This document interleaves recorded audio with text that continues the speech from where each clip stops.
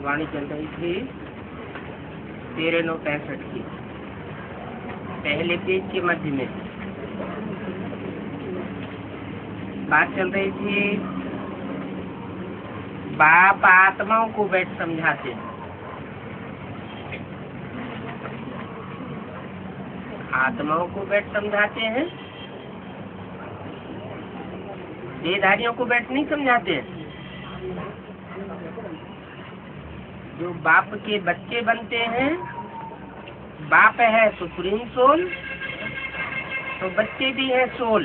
Soul conscious stage में जो टिके हुए हैं उन बच्चों को समझाते हैं। जो देवान की स्टेज में टिके हुए हैं वो तो समझेंगे ही नहीं, तो जो समझेंगे नहीं उनको समझाते भी नहीं है।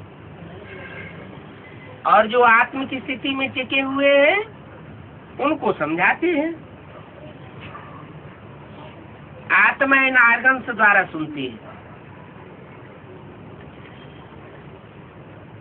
डायरेक्ट नहीं सुन सकती।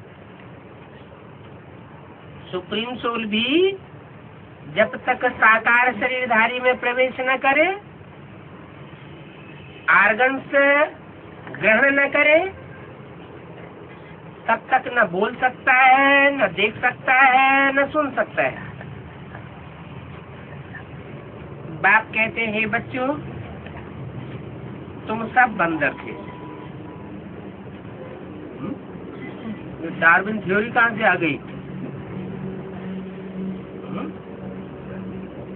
डार्विन थ्योरी निकली थी। कहते हैं मनुष्य पहले सब बंदर थे, फिर धीरे धीरे उनकी पूंछ लोप हो गई,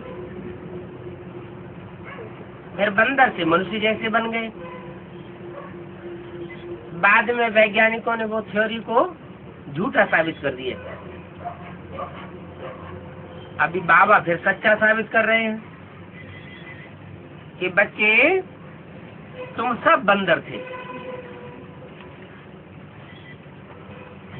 इस समय तुम बंदर से मंदिर लायक बन रहे हो। माने बंदरों की मिसल विकारी थे और अब तुम मंदिर में पूजा करने योग्य देवता बन रहे हो। तुम बंदरों द्वारा जो कुछ सुनते हो उन सबको भूल जाना है।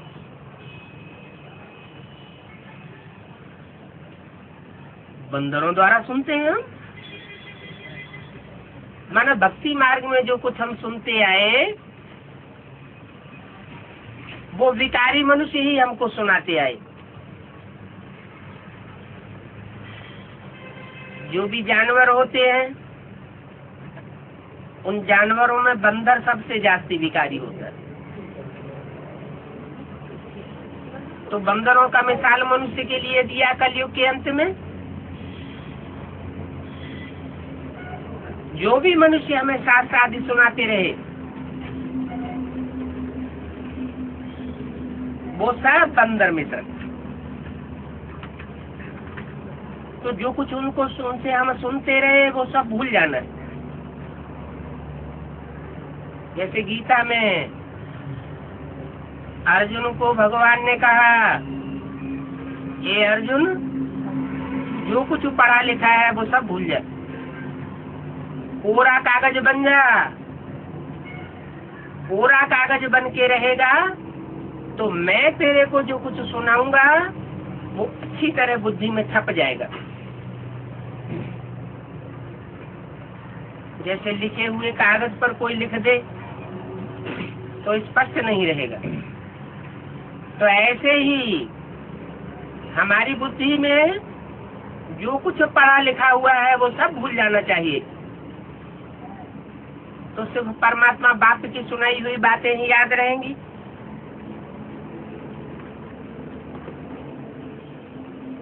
पांच विकार सबसे जास्ती बंदर में होते हैं और बंदरों की पूजा जरूर कौन करेंगे? जो बंदर होंगे वो ही पूजा करेंगे। हमको पढ़ाई पढ़ाने वाला बंदरों को मंदिर लायक बनाने वाला है।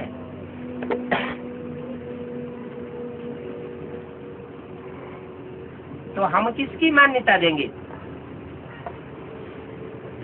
हम तो उसी की मान्यता देंगे जो देवता बनाकर जाता है। देवता से भी ऊंची स्टेज बनाकर जाता है। भगवान आकर के भगवान भगवती बनाता है।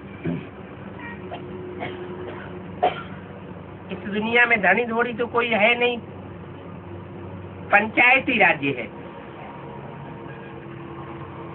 एक का राज्य नहीं है, 5 पंचों का राज्य चलता है। भारतवासी इस समय धर्म भ्रष्ट हैं और कर्म भ्रष्ट हैं। धर्म माने जो भी धारणाएं हैं वो उनकी भ्रष्ट हो चुकी है।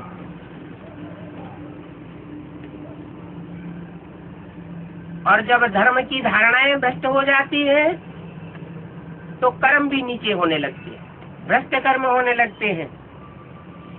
तो बाप इन द्वारा बैठ समझाते हैं। इन द्वारा, इन माना बहुवचन, कोई 2 है कम से कम जिनके द्वारा बैठ समझाते। एक राम और दूसरी कृष्ण की आत्मा। कौन समझाते हैं? बाप, जो बिंदु बिंदु आत्माओं का बाप है, जिसको अपने आर्गन्स नहीं है, जो जन्म मरण के चक्र में नहीं आता है, वो जब इस सृष्टि पर आता है तो जन्म मरण के चक्र में आने वाली आत्माओं में जो सबसे श्रेष्ठ आत्माएं हैं, राम और कृष्ण की आत्माएं, उनके द्वारा बैठ समझाते हैं। क्योंकि शिव तो निराकार है, उनको अपना शरीर है नहीं,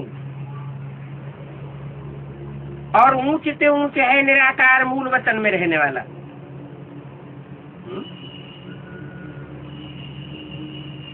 ये क्या बात हुई? ऊंचते और ऊंच और नीचते नीचे, ये साकारी दुनिया की बातें होती हैं या निराकारी दुनिया की बातें होती हैं? साकारी दुनिया में ऊंच और नीच का सवाल पैदा होता है।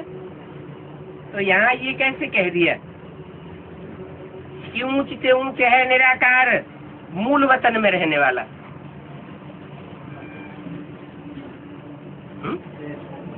मूल वतन में तो ऊंच नीच का सवाल ही नहीं है। चलो बेसिक नॉलेज में जो चित्र दिखाई दिया है 3 लोक का, उसमें जो परम धाम में ऊंचे से ऊंचा लोक दिखाया है, उसमें बिंदु बिंदु आत्माएं बैठी हुई दिखाई गई है। कोई नीचे है, कोई ऊपर है। तो क्या वो मूल वतन की बातें हैं? मूल वतन की बातें नहीं है। इस साकार सृष्टि के लिए ही बोला हुआ है मुरली में, तुम बच्चे परम धाम को, मूल वतन को इस सृष्टि पर उतार लेंगे। इसका मतलब ये हुआ कि साकार शरीर होते हुए भी हम बच्चों की ऐसी स्टेज बन जाएगी, ऐसी निराकारी स्टेज बनेगी, बीज रूपी स्टेज बनेगी, निसंकल्पी स्टेज बनेगी, जहाँ हम सब आत्माएं संगठित रूप से बीज रूपी स्टेज में टिकी हुई होंगी। लेकिन जैसे 3 लोक के चित्र में दिखाया है, सभी बिंदु बिंदु आत्माएं अपनी नंबरवार ऊंची और नीची स्टेज में बैठी हुई दिखाई गई है। तो ऐसे ही जैसा जिसका बुद्धि का स्तर होगा, उस स्टेज में वो आत्मा टिकी हुई दिखाई देगी। उस निराकारी दुनिया में हम आत्माएं रहती हैं। निराकारी दुनिया से हम निराकार आत्माएं यहाँ आकर के शरीर धारण करती है और साकारी बनती है, माने साकारी स्टेज में आती है। पहले निराकारी बनेंगे, बाद में साकारी सृष्टि पर आकर के स्वर्ग में हम अपना राज्य भाग लेंगे। तो हम ठहरे जीवात्मा। जब शरीर धारण करते हैं तो जीवात्मा, और जब शरीर की विस्मृति हो जाती है, देह और देह के संबंध भूल जाते हैं, तो हम है निराकारी आत्मा। निराकार आत्मा ने फिर ये साकारी रूप धरा है। आत्मा अविनाशी और शरीर विनाशी। इस बात को तो सारी दुनिया जानती है कि भगवान निराकार है। वो इनकारनेट करते हैं, इनकारनेशन होता है, प्रवेश करते हैं।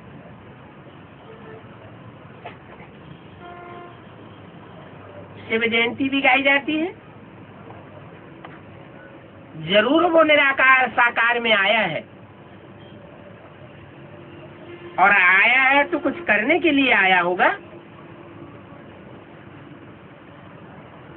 कि बिना कुछ करे वापस चला जाता है। और आएगा तो ऐसा करके जाएगा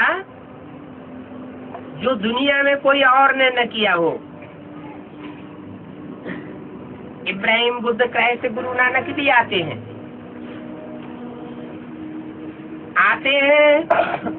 अपने धर्म की स्थापना करके चले जाते हैं।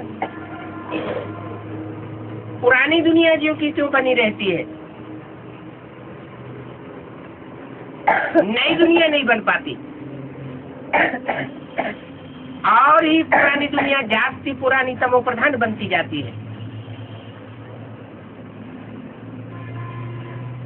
तो उन धर्म पिताओं को गॉडफादर के रूप में कोई याद नहीं करता। गॉडफादर ऊंचे से ऊंचे एक परम पिता परमात्मा ही सब धर्मों में गाया हुआ है। तो जरूर कोई ऊंचे से ऊंचा कार्य करके जाता है, और वो ऊंचा कार्य है पुरानी पतित दुनिया को पावन दुनिया बना करके जाता है। कलयुगी दुनिया को सतयुगी दुनिया बना के जाता है। झूठ खंड को मिटाकर सत्य खंड की स्थापना करके जाता है।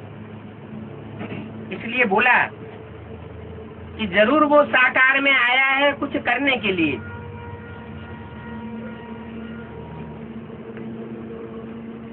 तो क्या ब्रह्मतन में आया और बिना नई दुनिया स्थापन किए चला गया? जैसे और धर्म पिताएं आते हैं और कोई शरीरधारी में प्रवेश करते हैं और धर्म स्थापन करके चले जाते हैं। तो ब्रह्मा के तन में वो किस लिए आया? ब्राह्मण धर्म की स्थापना करने के लिए आया। बाकी ये नहीं कि ब्रह्मा के द्वारा वो पुरानी दुनिया का विनाश भी कर देता है। नहीं, जो कठिन काम है उसके लिए बाप का बड़े से बड़ा बच्चा चाहिए। देव देव महादेव कहा जाता है, तो पहले प्रत्यक्ष होने वाला देवता ब्रह्मा, लास्ट में प्रत्यक्ष होने वाला देवता विष्णु। लेकिन दोनों संसार में मान्यता तब प्राप्त करते हैं पूरी जब शंकर द्वारा विनाश का कार्य संपन्न हो जाता है। जैसे गीता में कहा गया है, धर्म संस्थापनार्थाय विनाशाय च दुष्कृतम। जो दुष्ट है, दुष्ट धर्म है, उनको नाश करने के लिए मैं आता हूँ और सत्धर्म की स्थापना करने के लिए आता हूँ। तो कुछ कार्य करके जाता है। ऐसे नहीं मान लेना चाहिए कि परमात्मा बाप ब्रह्मा के तन में आया और वाणी चला करके चला गया। सिर्फ गीत गाने के लिए नहीं आता है। गीता ज्ञान का गीत गाने के लिए नहीं आता है, लेकिन ज्ञान सुनाने के साथ साथ वो कुछ कार्य भी संपन्न करके जाता है। तब सारी दुनिया उसको भगवान के रूप में मानती है और याद करती है। भक्त जो पतित हैं उनको पावन बनाने के लिए आता हूँ। पतितों को पावन बनाने का काम दुनिया में और कोई नहीं कर सकता। ये हिस्ट्री इस बात को बताती है 2500 वर्ष की, कि दुनिया और ही जास्ती पतित होती गई है, कोई ने इसको पावन नहीं बनाया। ये तो एक परमपिता परमात्मा शिव ही है। जब रामकृष्ण के चोले में आता है तो पतित से पावन बनने का ज्ञान सुनाता है, और दोनों के द्वारा पतित से पावन नहीं बनाता। सिर्फ एक ही रूप है, राम का अंतिम चोला, जिसमें प्रवेश करके पतितों को पावन बनाता है और सदगति करने आता है। सारी दुनिया की दुर्गति हुई पड़ी है, तन भी दुर्गति को पाए हुए हैं। कोई शरीर ऐसा नहीं है जिसमें बीमारी न लगी हुई हो। सब अपने तन के 5 तत्वों से परेशान हैं। दुनिया में डॉक्टरों की संख्या बढ़ती जाती है, हॉस्पिटल्स की संख्या बढ़ती जाती है, बीमारियों की संख्या बढ़ती जाती है। तो तन किसी का तंदुरुस्त नहीं है। अभी बाप आकर के हमको राजयोग की प्रक्रिया के द्वारा ऐसा संग का रंग लगाते हैं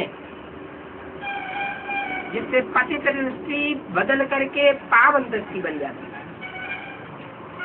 है। कहते हैं आंख सबसे जास्ती धोखा देती है।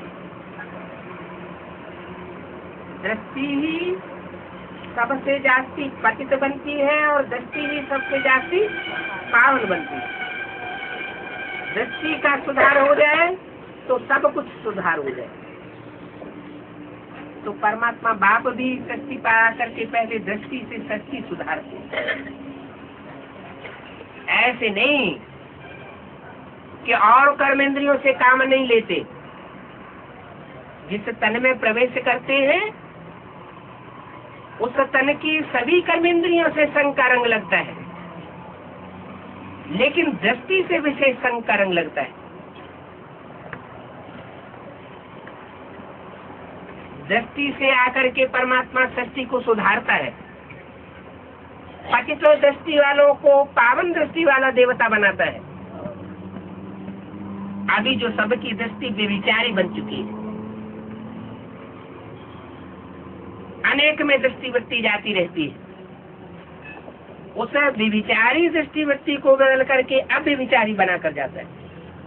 देवताएं होते ही हैं अव्यभिचारी, सतयुग में होते हैं अव्यभिचारी, और कलयुग में वही देवताएं जन्म लेते लेते संग के रंग में आते आते व्यभिचारी दृष्टि वृत्ति वाली बन जाती है। कर्मेंद्रियों की कृति भी व्यभिचारी बन जाती है। तब परमात्मा बाप को आना पड़ता है।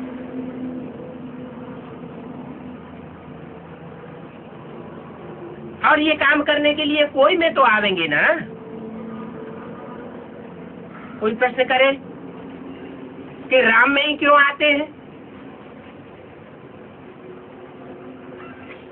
शास्त्रों में भी तो लिखा हुआ है सबका सदगति दाता राम। तो शास्त्र में जो बातें लिखी हुई है वो कहाँ की यादगार है? संगम की यादगार है। इसलिए बोला है कि राम बाप को कहा जाता है। कृष्ण को बाप कहा जाता है ऐसे तो कहीं बोला नहीं। कृष्ण का तो बच्चे का रूप शास्त्रों में भी प्रसिद्ध है। तो राम सदगति दाता गाया हुआ है, लेकिन ये कोई नहीं जानता कि उस राम में वो निराकारी राम शिव प्रवेश करता है तब वो सदगति करता है। तो कोई में तो आवेंगे, जिसमें आवेंगे वो है ज्ञान का सागर। जैसे ज्ञान नदियां होती हैं, सरोवर होते हैं, गड्ढे गड़ीचियां होते हैं, तो ऐसे ही जो सबसे बड़ा ज्ञान का आगार है उसको कहा जाता है ज्ञान सागर। वो ज्ञान के द्वारा आकर के लिबरेट करता है, सब आत्माओं को बंधन से छुड़ाता है। जितना ज्यादा ज्ञान गहरा होगा वो आत्मा उतना ही अपने को जन्म जन्मांतर स्वतंत्र रखेगी। ये स्वतंत्र बनाने की पढ़ाई परमात्मा बाप आकर के पढ़ाते हैं, नहीं तो सारी दुनिया इस समय परतंत्रता के बंधन में जकड़ी हुई है। बंधन वाली आत्माओं को, बांधेली आत्माओं को परमात्मा आकर के छूटीला करता है।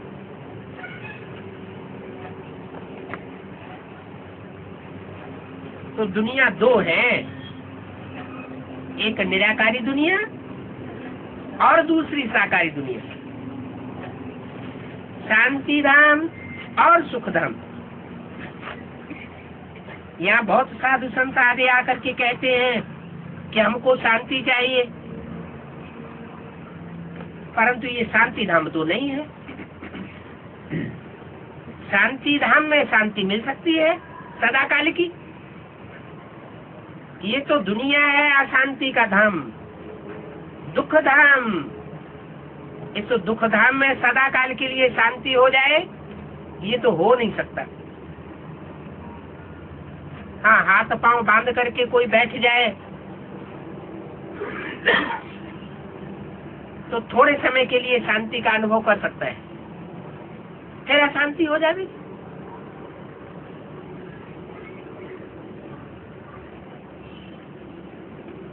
तो इस दुनिया में शांति कैसे होगी? अच्छा चलो, बाप कहते हैं अशरीरी हो, अपन को आत्मा समझ करके बैठो, परंतु ऐसे कब तक बैठे रहेंगे?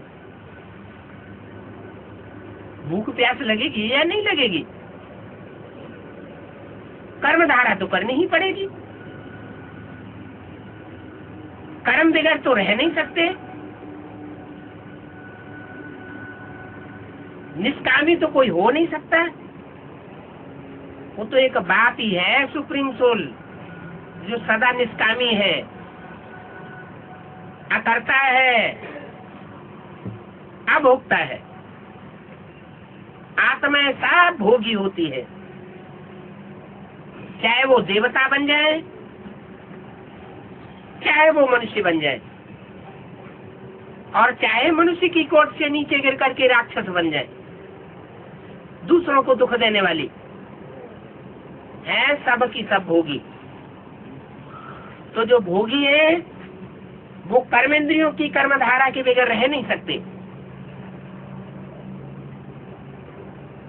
और कर्मधारा में जब आएंगे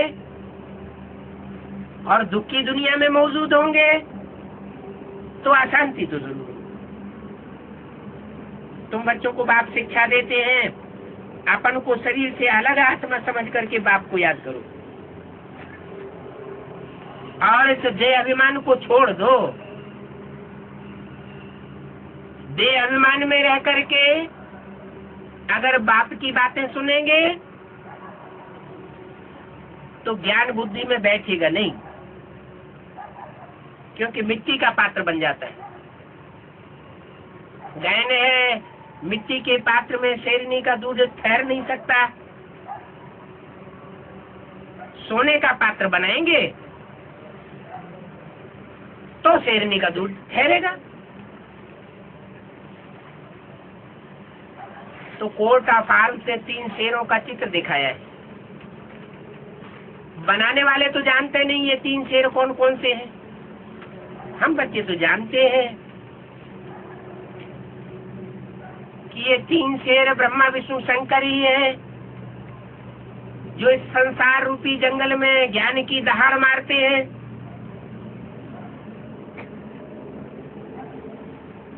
उनमें जो एक शेर है और 2 शेरनी,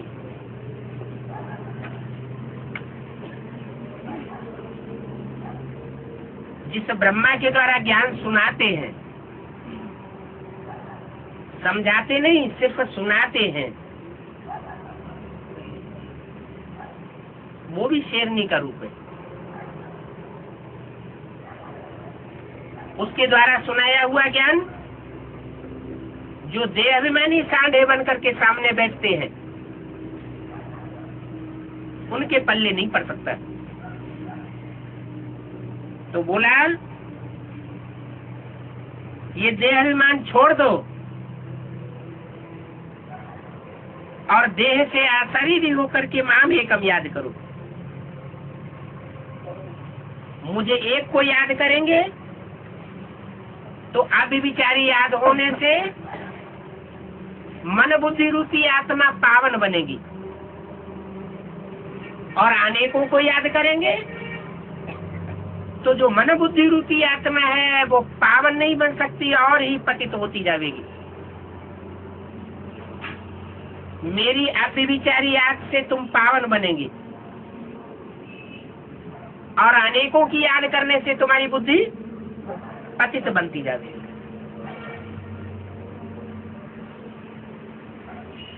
इस याद को योगाग्नि कहा जाता है। कौन सी याद से योगाग्नि प्रज्वलित करनी है? अव्यभिचारी याद से। जैसे सोना होता है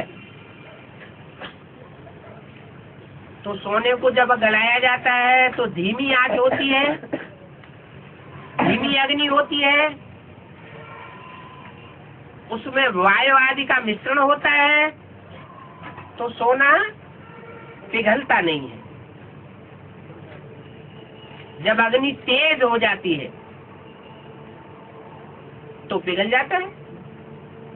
तो ऐसे ही अव्यभिचारी याद की अग्नि अति तीव्र होती है।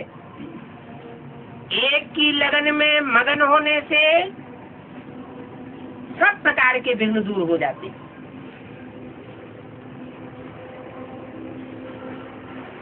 विघ्नहीन आत्मा अपने अनेक पापों को सेकंड में भस्म करती है।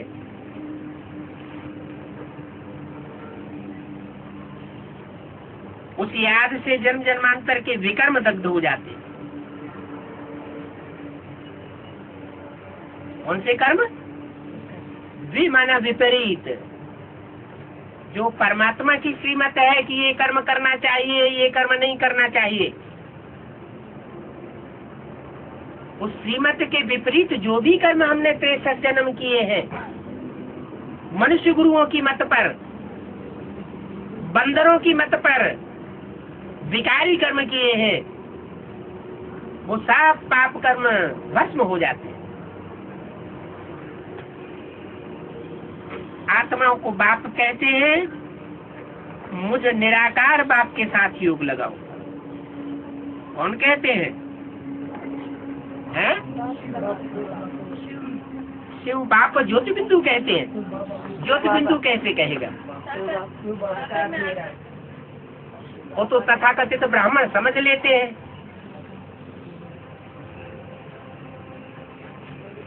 या मुसलमान लोग ऐसे कहते हैं कि अल्लाह मियाँ ने ये फरमाया, अल्लाह मियाँ ने वो फरमाया। अब अल्लाह मियाँ को तुम निराकार मानते हो तो क्या परमधाम से फरमाया, या उसको अर्श छोड़ करके फर्श पर आना पड़ता है? जरूर साकार शरीर में प्रवेश करके फरमाया होगा।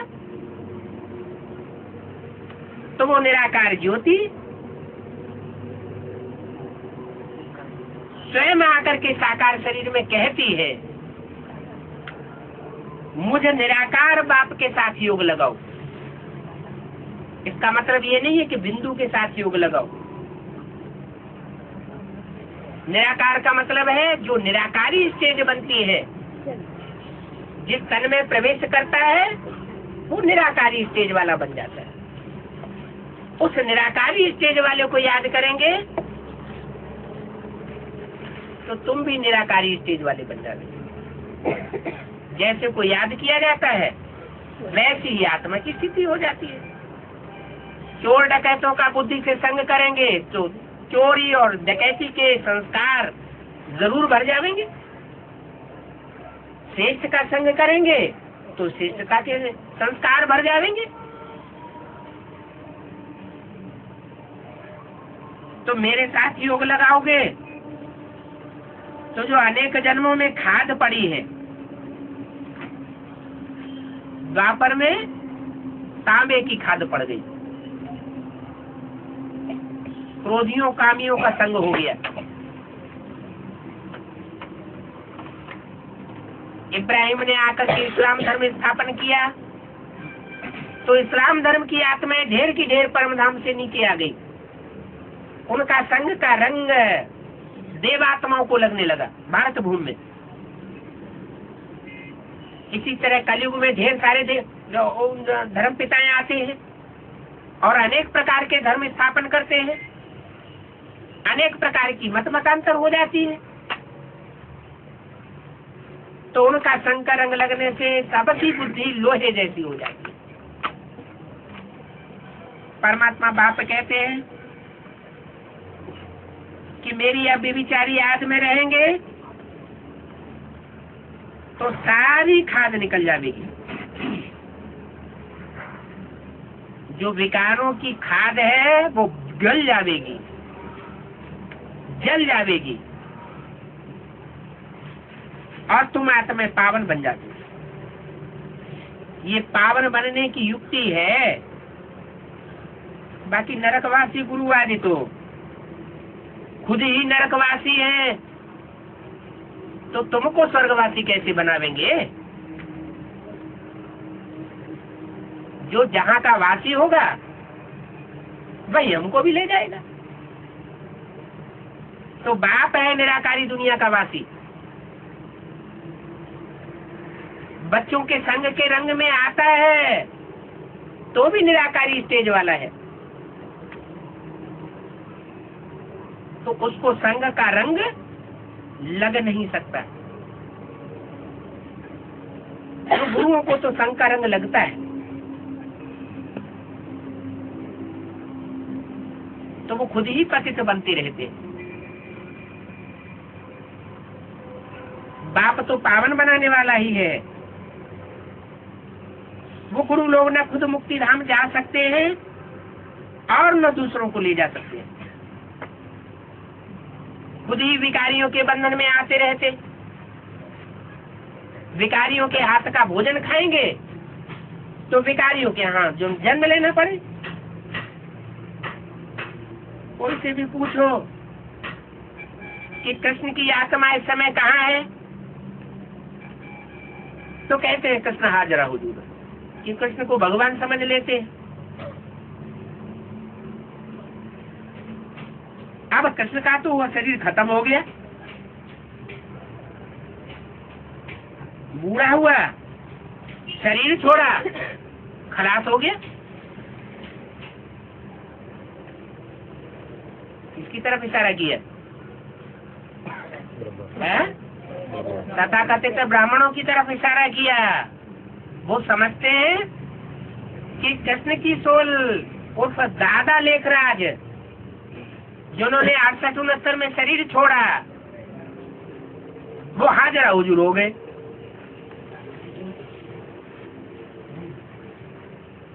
लेकिन ऐसी बात नहीं है। दादा लेखराज ने तो वो शरीर छोड़ा, तो शरीर छोड़ने के बाद वो शरीर ही खत्म हो गया, खलास हो गया। कृष्ण की आत्मा इस समय सूक्ष्म शरीर धारण कर गई। और सूक्ष्म शरीर भी गुलजार आदि में विशेष रूप से प्रकट होता है, लेकिन वही सोल जब और रुद्रमाला के बच्चों में प्रवेश करती है तो वो रुद्रमाला के बच्चे हैं आदि से अंत तक बीज रूप स्टेज वाले, वो बीज रूप आत्माएं हैं। उन बीज रूप आत्माओं के संग के रंग में आने से वो कृष्ण की जो सोल है वो निराकारी स्टेज धारण कर लेती है। तो उस समय तो उसको कहा जा सकता है कि वो हाजरा हुजूर। जहां याद करें तो बाप दादा बच्चों में प्रवेश कर जाते हैं। दादा है कृष्ण की सोल और बाप है राम की सोल। इसलिए बोला कृष्ण की आत्मा अभी हाजरा हुजूर है, लेकिन हाजरा हुजूर है और कहाँ है ये किसी को पता नहीं है। बुद्धि कहती है मनुष्य को 84 जन्म जरूर लेने पड़ते हैं। अभी कृष्ण की आत्मा कहाँ न कहाँ भटकती जरूर होगी। कब तक भटकेगी? जब तक उनको ये पक्का निश्चय नहीं हुआ है कि गीता का भगवान कृष्ण नहीं है। कौन है? एक शिव शंकर भोलेनाथ है। तब तक भटकती रहेगी। और जब ये निश्चय बुद्धि हो जाएगी कि गीता का भगवान एक ही निराकार परम पिता परमात्मा शिव शंकर भोलेनाथ है, तो उनका भटकना बंद हो जाएगा। राम और कृष्ण दोनों ही आत्माएं मिलकर के विष्णु रूप बन जाएंगी और स्थापना का कार्य पूरा हो जाएगा। ब्रह्मा तो विष्णु का रूप धारण कर लेगा। बुद्धि कहती है मनुष्य जरूर 84 जन्म लेते हैं। उनको पुनर्जन्म लेते लेते नीचे जरूर उतरना होता है।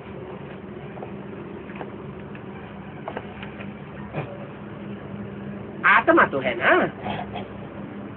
आत्मा कहाँ जाती नहीं है। एक शरीर छोड़ दूसरा लेती है। सतयुग में सिर्फ एक लक्ष्मी नारायण थोड़े ही होंगे। 1250 वर्ष सतयुग चलता है, तो इतने लंबे समय तक कोई एक लक्ष्मी नारायण का राज्य थोड़ा ही चलेगा। सारी सूर्यवंशी राजधानी थी। जो पहले लक्ष्मी नारायण होते हैं, नर से डायरेक्ट नारायण बनते हैं, उनकी डायनेस्टी चलती है। तो सिद्ध होता है सूर्यवंशी देवताएं ही पूरे 84 जन्म लेते हैं।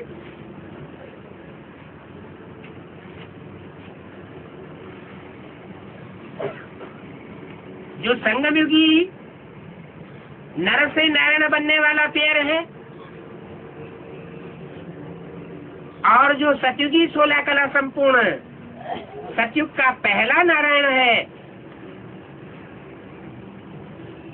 वो जरूर 84 जन्म लेंगे और उनकी प्रजा भी 84 जन्म लेगी। लेकिन सतयुग में जो दूसरा नारायण आएगा, दूसरी डायनेस्टी में, वो पूरे 84 जन्म नहीं लेगा और उसकी प्रजा भी पूरे 84 जन्म नहीं ले सकती। उसके बाद उत्तरोत्तर जो भी नारायण आते जाएंगे और उनकी जो भी प्रजा आवेगी, वो पूरे 84 जन्म नहीं ले सकते। तो जिनके पूरे 84 जन्म नहीं होते, जो ऑलराउंड पार्ट नहीं बजाते, वो फिर द्वापर युग से दूसरे धर्मों में कन्वर्ट होते जाते हैं। दूसरे धर्मों में कन्वर्ट होते हैं तो उन धर्मों का उनको संग का रंग लगता रहता है, नीचे गिरते रहते हैं। कलयुग के अंत में जब परमात्मा बाप आते हैं तो सब धर्मों से उन श्रेष्ठ आत्माओं को फिर से इकट्ठा करते हैं। अब चूंकि जिनको दूसरे दूसरे धर्मों का संग का रंग लगा है, तो बुद्धि ऐसी हो जाती है। परमात्मा बाप आकर के सबको एक जैसी पढ़ाई पढ़ाते हैं, लेकिन जिनको अनेक जन्मों तक इस्लामी, बौद्धियों, क्रिश्चियन से दूसरे धर्म वालों का संग का रंग लगा है, वो परमात्मा की वाणी को समझ नहीं पाते। उनको दूसरे दूसरे धर्मों के संग का रंग, दैहिक धर्मों का इतना लेप चढ़ जाता है कि परमात्मा की वाणी का असली अर्थ समझ नहीं सकते। तो बाप कहते हैं मैं आत्माओं से बात करता हूँ, जिनको देहभान चढ़ा हुआ है उनसे मैं बात नहीं करता हूँ। उनको तो तमो प्रधान बनना ही है। भले परमात्मा बाप आ जाते हैं, आकर के सतयुग स्थापन करने वाली वाणी सुनाते हैं, सत्य बातें सुनाते हैं, फिर भी वो सत्य बातें उनकी बुद्धि में बैठती नहीं है। फिर भी दीदी, दादी, दादाएं और जो देहधारी धर्मगुरु हैं उनको भगवान का रूप मान करके चल पड़ते हैं। तो बोला जिनको तमो प्रधान बनना है वो ही फिर ज्ञान लेकर के दी के मुखवंशावली बनते हैं, और फिर से उनको देवी देवता बनना पड़े।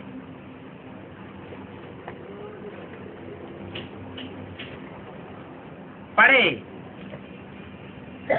बाप कहते हैं तुमको फिर से सहज राजयोग और ज्ञान सिखाने आया हूँ। फिर से सिखाने आया हूँ, मैंने आदि में भी सिखाया था,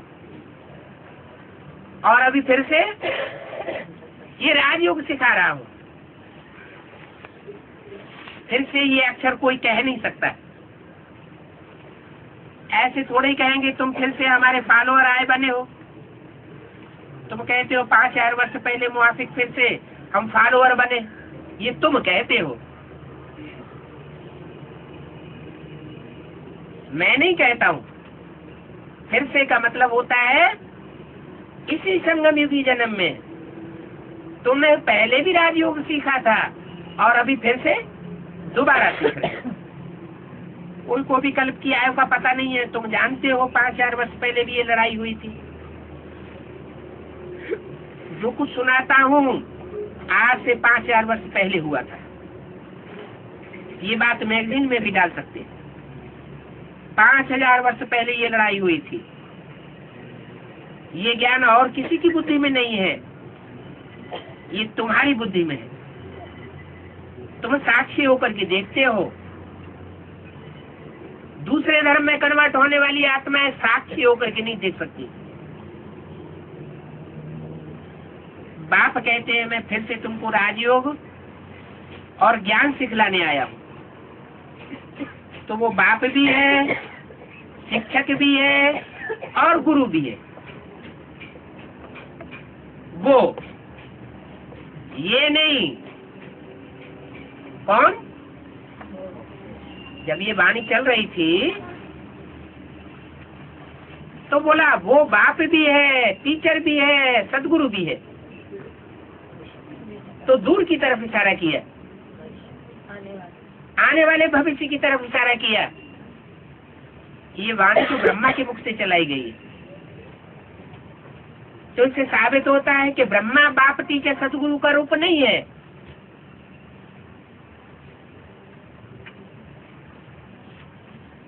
जो बाप टीचर और सदगुरु है उनका तो कोई बाप नहीं होता।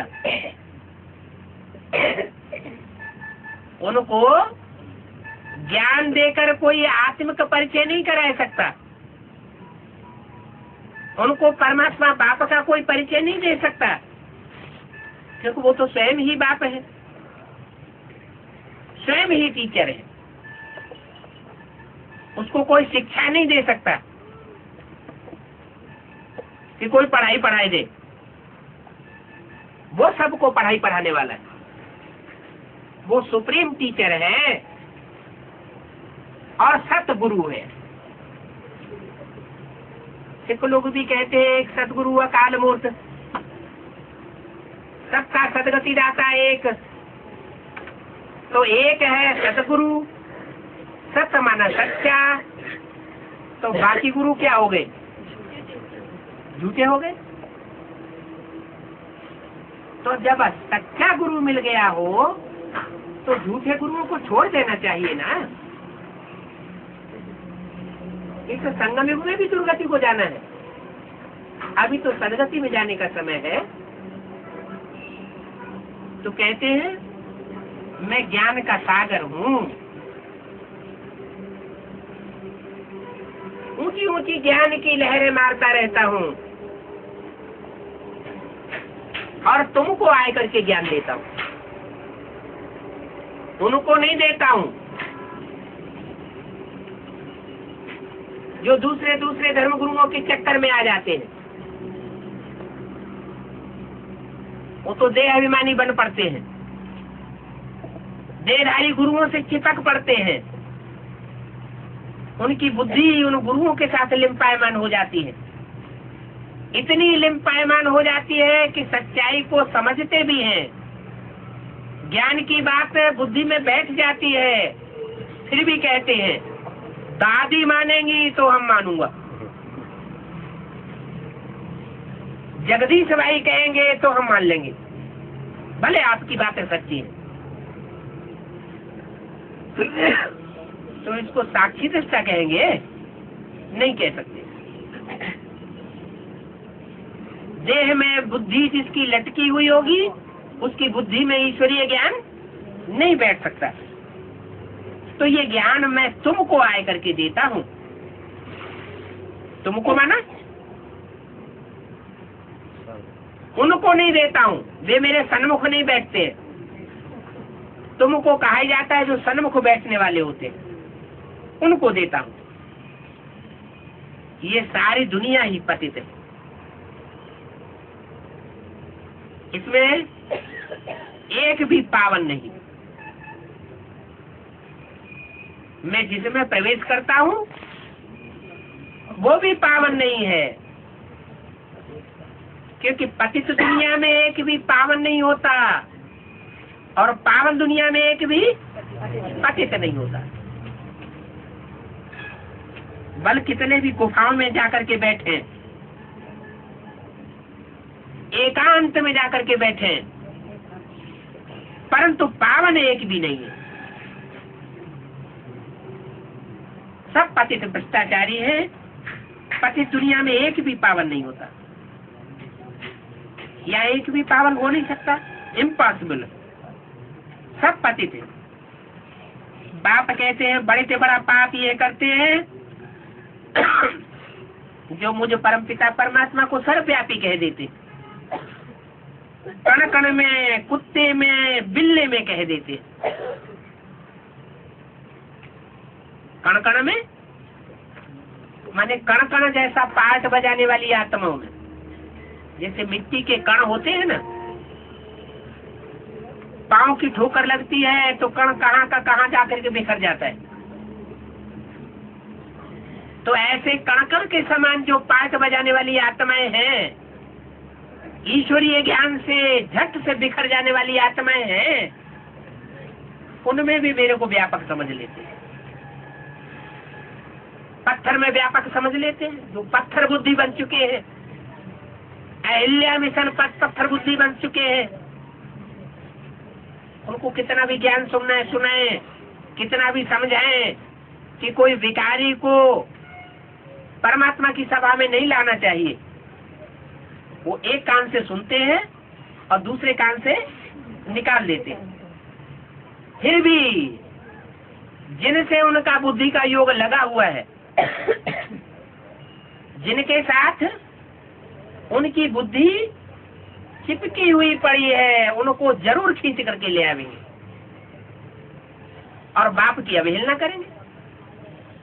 तो बाप कहते हैं ऐसे विकारियों को जो मेरे सामने ला करके बैठा देते हैं, वो पत्थर बुद्धि बन जाते हैं। उनका नाम क्या दिया शास्त्रों में? अहिल्या। अहि माने सांप। कामी क्रोधी लोभी मोही अहंकारी सांप है, जानते हैं कि ये सांप है, विष उगलने वाले हैं, ग्लानि का विष उगलेंगे, परमात्मा की भी ग्लानि करने से नहीं चूकते।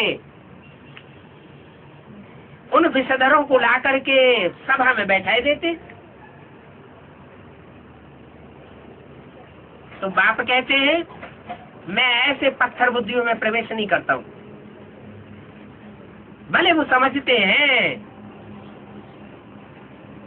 कि वो पत्थर बुद्धि अहिल्या भी भगवान का रूप है, कुत्तों में प्रवेश कराए देते हैं।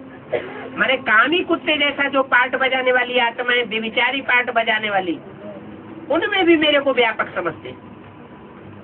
बिल्ले में जैसे बिल्ले बिल्लियां आपस में लड़ते हैं, ऐसे झगड़ा करने वाली आत्माओं में मेरे को प्रवेश कराए देते हैं।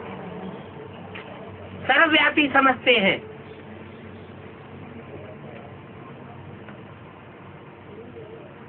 ये गाली है, ये गाली नहीं है क्या कि परमात्मा इतना ऊंचा और उसको सर्वव्यापी बताए देते। मनुष्य के 84 लाख जन्म कहते और मुझे कणकण में डाल लेते हैं। पत्थर टिक्कर में ठोक दिया है। इन जैसा महान पापात्मा कोई नहीं होता। इसलिए बाप कहते हैं कि ये बात तुम बच्चों की बुद्धि में नहीं रहना चाहिए कि परमात्मा सर्वव्यापी है। क्या रहना चाहिए तुम्हारी बुद्धि में? कि परमात्मा बाप एक व्यापी है। हम एक की मत पर चलेंगे, हम अनेकों की मत पर चलने वाले नहीं हैं।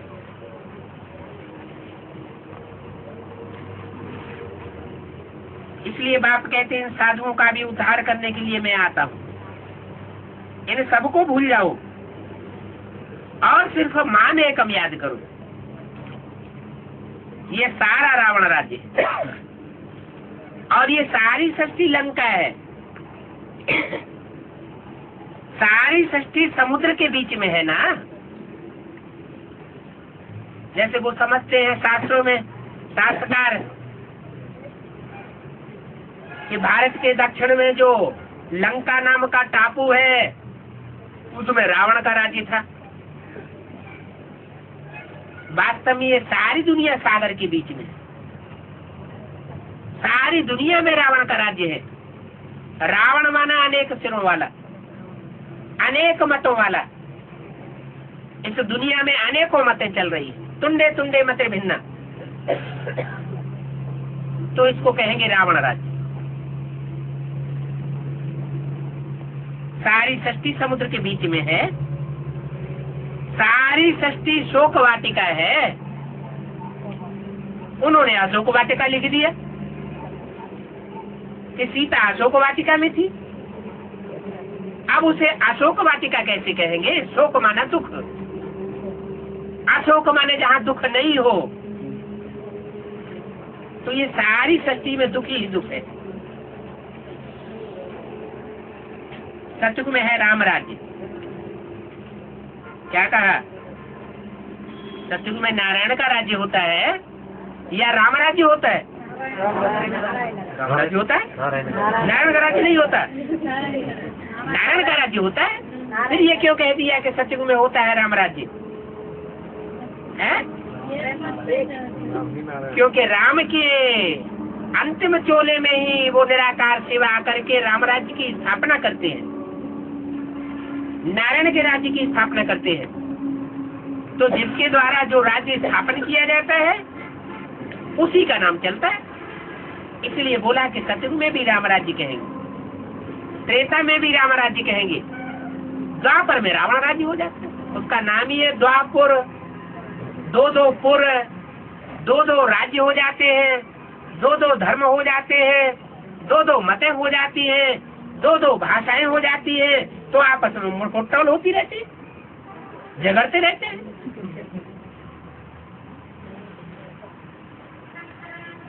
तो राम राज्य में शोक आदि की बात नहीं है, वहां अकाले मौत नहीं होती है, और यहाँ तो अकाले मौत हो जाती है। बाप कहते हैं तुमको काल पर जीत पहनने सिखाने के लिए आया हुआ हूं। क्या? अगर ब्रह्मा के तन में आया होता और तुमको काल पर जीत पहनाने के लिए आया होता तो सिखाने वाला खुद ही काल के गाल में चला जाए, अकाले मौत में चला जाए। तो जो सीखेंगे वो कैसे अकाले मौत से परे हो जाएंगे? देखने में भी आता है, जो दादा लेखराज के तन में जिन्होंने अकाले मौत से शरीर छोड़ा था,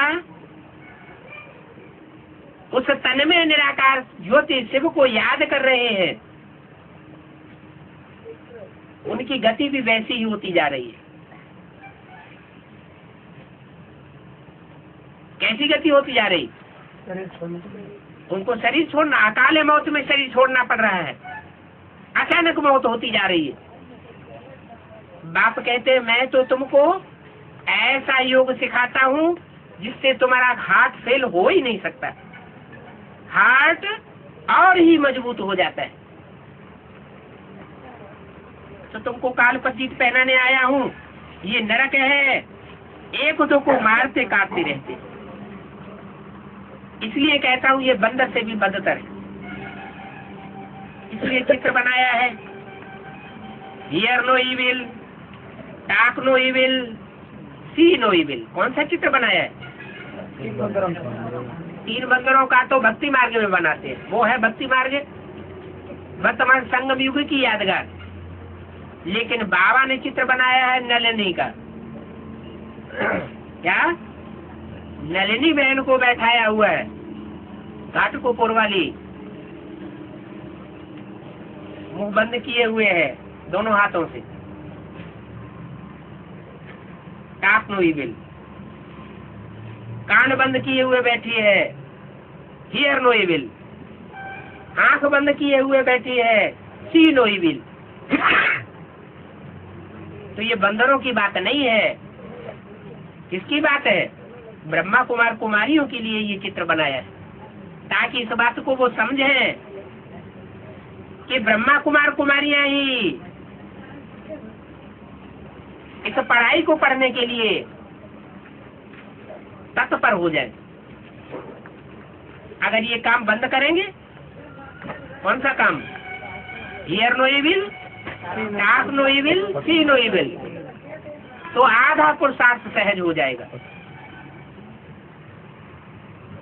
तो ये चित्र तुम्हारे लिए है, बंदरों के लिए नहीं है।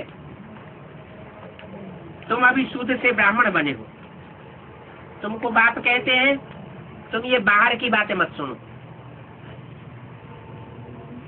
जो भी शास्त्रों में बातें हैं, जो भी मनुष्य गुरु बताते हैं, उन बातों को मत सुनो। ये है ही इविल दुनिया, और सतयुग में कहेंगे नॉन इविल, वहां कोई भी प्रकार की बुरी बातें नहीं होती। साधु संत जो भी तुमको सुनाते हैं कि ईश्वर सर्वव्यापी है, ये सर्वव्यापी वाली बात कब नहीं सुनना चाहिए। नंबर 1 के शैतान है। क्या सुनाते हैं? हाँ, बाप सर्वव्यापी है। हम जब याद में बैठते हैं तो बाप हमारे द्वारा दृष्टि देता है। कहते हैं संदली पे बैठो तो तुम ऐसे समझो जैसे हम शिव बाबा से दृष्टि ले रहे हैं।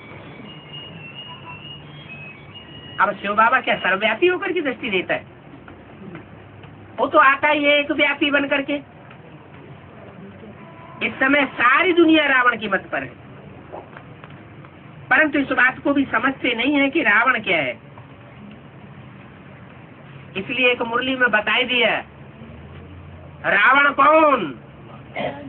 मुरली में ही जवाब दिया। जरूर कहेंगे ये गुरु लोग, जो अनेक प्रकार की मतें देने वाले ये गुरु लोग हैं, वही रावण की 10 शीश है। हम वर्ष क्यों जलाते हैं? वर्ष जलाते हैं, इसका मतलब ये यादगार है कि संगम युग में जितना ही एडवांस ज्ञान की बातें हम सुनाते हैं, वो रावण जलता तो है, लेकिन अगले वर्ष और ही भक्ति मार्ग का ढेर सारा आडंबर लेकर के बड़ा रूप धारण कर लेता है। पहले छोटे मोटे प्रदर्शनियां होती थी, प्रदर्शन करना ज्ञान का, योग का। बाप कहते तुम तो गुप्त पांडव हो, तुम्हें अपने ज्ञान योग का प्रदर्शन करने की दरकार नहीं, तुम्हारा गुप्त राजयोग है। उन्होंने फिर प्रदर्शनी निकाल दी। इस बात को एडवांस पार्टी के द्वारा प्रत्यक्ष कर दिया गया, तो थोड़ा जलन हुई, रावण जला। फिर अगली वर्ष उन्होंने मेले में खड़े निकाल दिए और ही बड़ा रूप धारण कर लिया। अभी देखो मेगा प्रोग्राम्स होते रहते हैं। मेगा प्रोग्राम्स में रावण की त्रिमूर्ति के चित्र बनाए गए, बड़े बड़े पोस्टर जो दिल्ली राजधानी में लगाए दिए जाते हैं। 3 देहधारी धर्मगुरु बैठाए गए ताकि लोग समझें कि परमात्मा बाप आकर के त्रिमूर्ति के द्वारा प्रत्यक्ष होता है। अब बाप कहते हैं सी नो इविल, इन चित्रों को देखने की दरकार नहीं है। ओम शांति। और जो भक्ति करने के बाद भी बाबा से मिल नहीं सके, भक्ति तो की, लेकिन वहाँ दिल्ली में या फरुखाबाद कंपनी में या चंडीगढ़ में कहीं भी खेत में कहीं भी बाबा से नहीं मिल सके, वो आप उठाओ।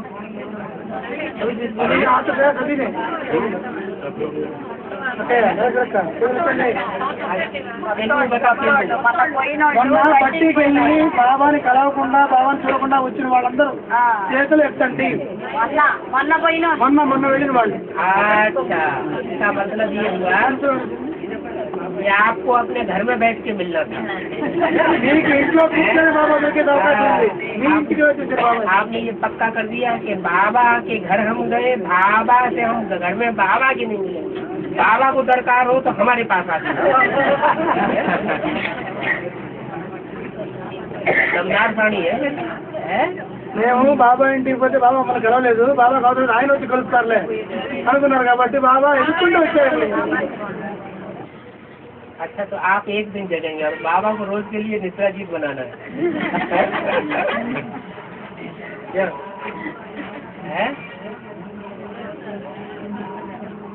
बाबा जहाँ जहाँ पहुँचेंगे वहाँ घेर के बैठ जाएंगे। बाबा से ऐसा बात करना समझते हैं, बाबा सन्मुख है तो कुछ भी नहीं आता।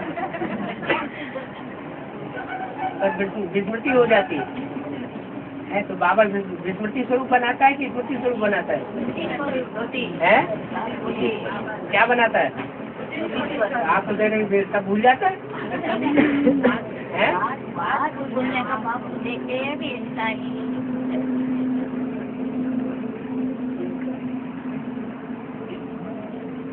बाबा सन्मुख आया, बहुत खुशी आया, बहुत खुशी आया।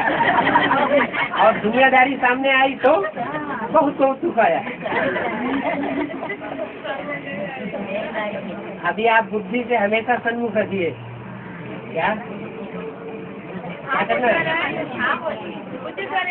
हाँ, बुद्धि से कभी विमुख नहीं होना है, सन्मुख रहना, तो बहुत खुशी रहेगी।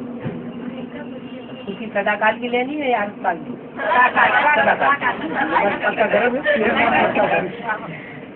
आपका नहीं बाबा, सदाकाल की ना, तो बुद्धि में पकड़ के रखो।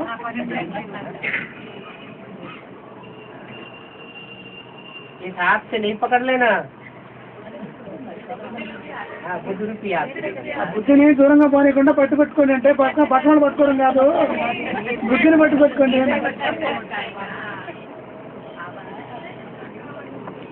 प्रसाद का मतलब होता है भक्ति मार्ग में प्रसन्नता।